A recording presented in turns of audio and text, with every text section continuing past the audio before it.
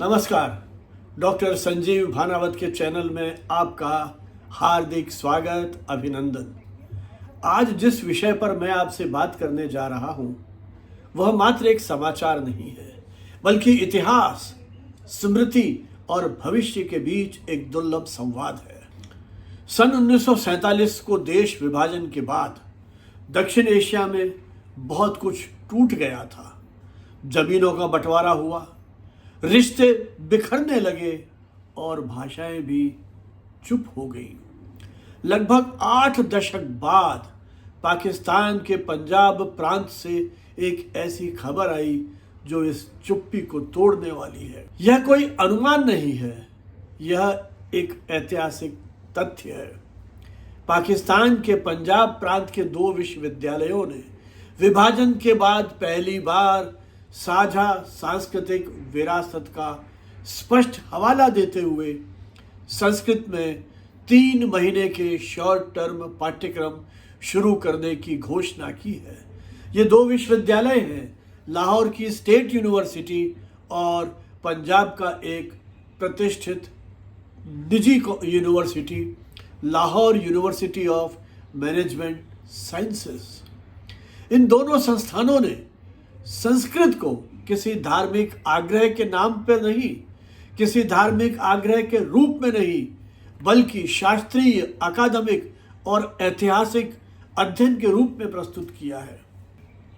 यह केवल 3 महीने का कोर्स नहीं है।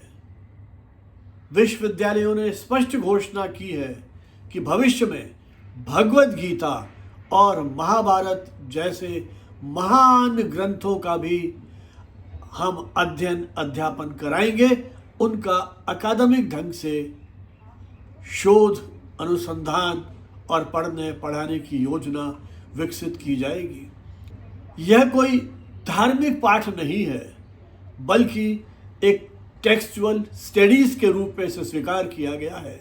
अर्थात दर्शन, नैतिकता, युद्ध और शांति, कर्तव्य और करुणा, सत्ता और विवेक, यही सब कुछ तो इन ग्रंथों में भी समाहित है। इन विषयों को एक मानवीय और बौद्धिक परिप्रेक्ष्य में समझने का प्रयास किया जाएगा। साझी विरासत, इसका अभिप्राय क्या है? यह शब्द है अपने आप में एक साहसिक बौद्धिक वक्तव्य के रूप में। पाकिस्तान के विश्वविद्यालय अब ये स्वीकार करने लगे हैं कि संस्कृत में लिखे हुए ग्रंथ और उनकी दार्शनिक परंपरा केवल भारत तक सीमित नहीं है। यह उस भूभाग की विरासत है जहां तक्षशिला जैसे विश्वविद्यालय फले फूले, जहां गांधार कला विकसित हुई, जहां बौद्ध, जैन दर्शन के साथ साथ हिंदू दर्शन ने पारस्परिक संवाद किया। संस्कृत इस पूरे क्षेत्र की ज्ञान और संपर्क भाषा रही है। आज की दुनिया में गीता और महाभारत क्या केवल कोई धार्मिक ग्रंथ हैं? ये मानवता इन ग्रंथों के बिना एक अधूरा दृष्टिकोण समझती है। इसलिए महाभारत जहां एक राजनीति का ग्रंथ है, सत्ता संघर्ष का दस्तावेज है, युद्ध की नैतिकता पर किया गया एक गहन वैचारिक विमर्श है, गीता मानसिक स्वास्थ्य की पुस्तक है, निर्णय निर्माण का दर्शन है, कर्तव्य बनाम मोह का संवाद है। जब पाकिस्तान के विद्यार्थी इन्हें संस्कृत में पढ़ेंगे, तब वे अनुवाद नहीं, मूल अर्थ को समझने की ओर आगे बढ़ेंगे। वे पूर्वाग्रह से नहीं, अपना स्वयं का एक विवेक विकसित कर सकने में सक्षम होंगे। राजनीति अक्सर अतीत को हथियार बनाती है। नैतिक शिक्षा अतीत को समझने का साधन है।